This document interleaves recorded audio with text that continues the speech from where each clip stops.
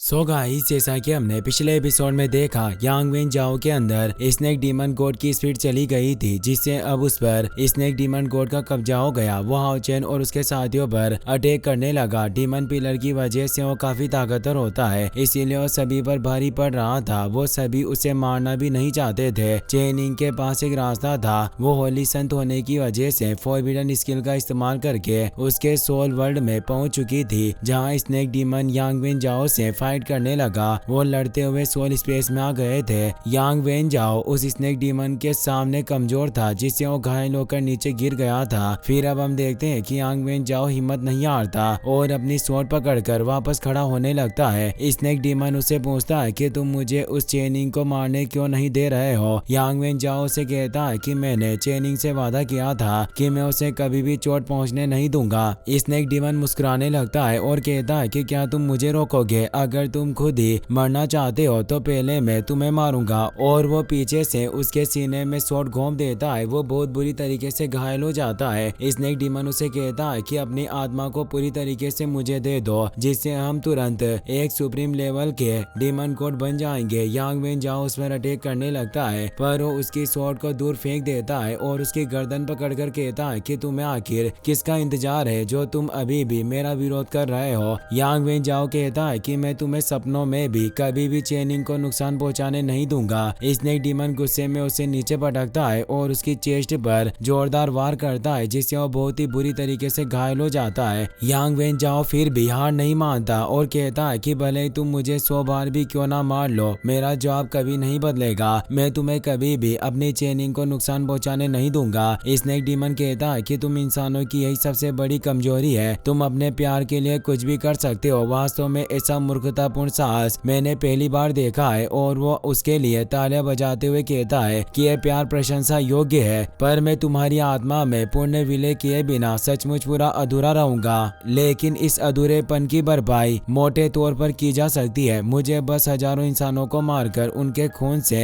रक्त अनुष्ठान करने होंगे, और अब तुम अपने इस साहस की वजह से बहुत ही बुरी मौत मरोगे, क्योंकि पहले ही मेरे पास तुम्हारी आधी आत्मा का हिस्सा है। और अब वो अपनी सरपेंट बॉडी को एक्टिवेट करके यांग वेन जाओ पर अटैक करने भेजता है। यांग वेन जाओ को लग रहा होता है कि उसका आखिरी वक्त है। उसे चेनिंग की याद आने लगती है और वो कहता है कि मुझे माफ करना कि अब मैं तुम्हारी और रक्षा नहीं कर पाऊंगा। पर तभी चेनिंग वहां आ जाती है, जो अपनी शील्ड की मदद से उस अटैक को रोक लेती है। चेनिंग स्नेक डीमन से कहती है कि तुम्हें क्या लगता है कि तुम इस राजकुमारी को कहीं भी फंसा कर जा सकते हो? यांग वेन जाओ उसे वहां देखकर परेशान होता है। स्नेक डीमन उसे देखकर हंसने लगता है और कहता है कि बहुत ही बढ़िया हुआ जो तुमने खुद को मेरे हवाले कर दिया। यांग वेन जाओ चेनिंग से कहता है कि तुम यहाँ से चली जाओ, ये डीमन काफी खतरनाक है। चेनिंग उसे अपने प्रोटेक्शन में ले लेती है और कहती है कि मुझ पर विश्वास रखो, मैं इतनी काबिल हो चुकी हूँ कि तुम्हारी रक्षा कर पाऊँ। स्नेक डीमन चेनिंग से कहता है कि मैं जैसे ही तुम्हें मार दूंगा, रक्त अनुष्ठान पूरा हो जाएगा। यांग वेन जाओ उस गोले से बाहर आने की कोशिश कर रहा था। वो कहता है कि ये एक डीमन गॉड है, तुम इससे जीत नहीं पाओगे। तो चेनिंग कहती है कि मैं भी बिस्ट की होली संत हूँ, और अब वो बिस्ट गॉडेस के गेट ऑफ लाइफ को एक्टिवेट कर लेती है, जिससे बिस्ट गॉडेस बाहर आती है, जो उसे पावर देती है। डीमन गॉड इससे परेशान होता है और उसे रोकने के लिए उस पर अटैक करने आता है, पर उस पर एक पलटवार होता है, जिससे वो काफी दूर चला जाता है। चेनिंग 7वें लेवल पर पहुंचने से उसकी पावर काफी बढ़ गई थी और अब वो गेट ऑफ सोल को एक्टिवेट करने लगती है, जिससे उस डीमन गॉड के चारों तरफ एक फॉर्मेशन बन जाती है और कई सारे सोल गेट चारों तरफ क्रिएट होने लगते हैं। एक गेट में से माइडू बाहर निकल कर आता है, पर डीमन गॉड आसानी से उसे दूर कर देता है, जिससे वो चेनिंग के पास आ जाता है। स्नेक डीमन मुस्कुराते हुए कहता है कि तुम चाहे आज कितने भी डीमन बिस्ट को क्यों ना बुला लो, फिर भी आज तुम मेरे हाथों मारी जाओगी। और वो अपनी दोनों स्वॉर्ड को निकाल लेता है। चेनिंग कहती है कि तुम्हें किसने कहा कि मैं यहाँ डीमन बिस्ट को बुला रही हूँ? अब उन गेट में से हाओ चेन, शेनिन और उसके सभी दोस्त बाहर निकल कर आने लगते हैं। चेनिंग कहती है कि मेरा सोल गेट मेरे साथियों से कनेक्टेड है, इसीलिए मैंने अपनी टीम को यहाँ बुलाया है। हाओ चेन और बाकी सभी लड़ने के लिए तैयार होते हैं। लिन सोल वर्ल्ड को देखकर हैरान होता है। हाओ चेन सभी से कहता है कि स्नेक डीमन गॉड और यांग वेन जाओ की स्पीड अब अलग हो चुकी है, इसीलिए इस स्नेक डीमन गॉड को मारने से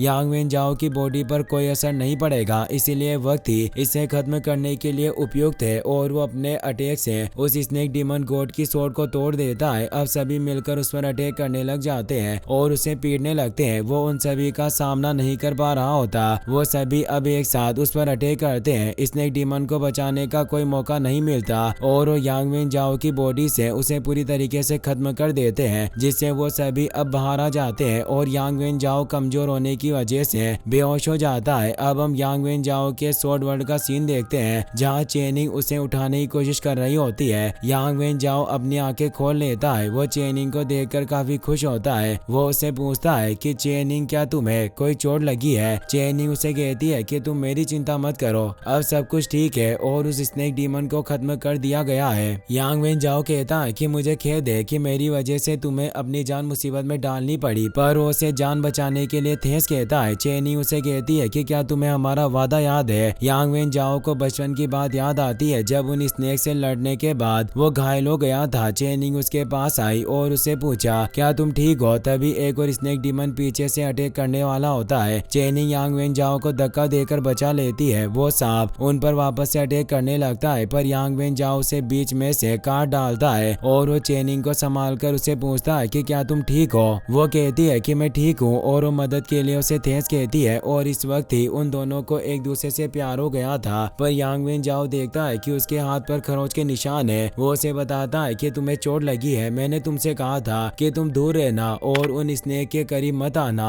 अगर तुम्हें कुछ हो गया होता तो मैं क्या करता? तुम्हें मेरे पीछे छिप जाना चाहिए था। चेनिंग कहती है कि मैं तो बस तुम्हें बचा रही थी। यांग वेन जाओ कहता है कि मुझे तुम्हारी मदद की कोई जरूरत नहीं है, तुम्हारे पास अभी वो क्षमता नहीं है कि तुम मुझे प्रोटेक्ट कर पाओ। इससे चेनिंग को गहरा सदमा लगता है। उसे उन सभी बच्चों की याद आती है जो उसका मजाक उड़ाते थे, क्योंकि वो जादू का इस्तेमाल नहीं कर पाती थी और हर बार उसका संबंध गलत हो जाया करता था। यांग वेन जाओ उसके घाव को देखने लगता है, पर चेनिंग गुस्से में उसे दूर कर देती है और रोने लग जाती है और कहती है कि तुम बहुत बुरे हो, तुम भी दूसरों की तरह मुझे बहुत नीचा समझते हो। क्या होगा अगर मैं किसी दिन तुमसे भी ज्यादा ताकतवर बन जाऊं? यांग वेन जाओ कहता है कि अगर वो दिन सचमुच में आ गया तो तुम अपनी पसंद से जो कहोगी उसे मानने के लिए मैं तैयार रहूंगा। इसी वजह से चेनिंग ने यांग वेन जाओ की टीम को ज्वाइन नहीं किया, क्योंकि वो जानती थी कि वो कभी भी उसे जोखिम उठाने नहीं देगा और बिना जोखिम के कोई भी स्ट्रॉन्ग नहीं बन सकता। चेनिंग यांग वेन जाओ से कहती है कि अब मैं तुमसे ज्यादा ताकतवर हूँ, इसीलिए तुम्हें मेरी एक बात माननी होगी।